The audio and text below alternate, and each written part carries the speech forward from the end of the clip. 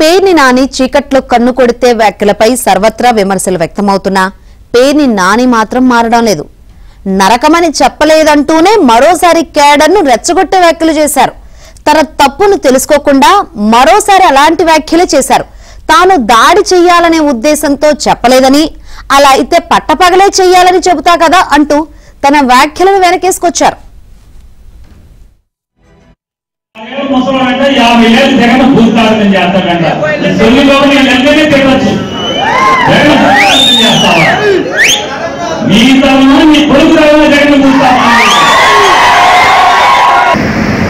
అట్టు పెట్టిన వాడికి 10 అట్టులు పెడతాం, దానికి నోటితో చెప్పక్కర్లేదు, చేసే రోజు చేద్దాము అని చెప్పాను. నేను ఎవరన్నా నరకమని చెప్పానా? టికెట్లో నరికేయండి అని నేను అనలేదు.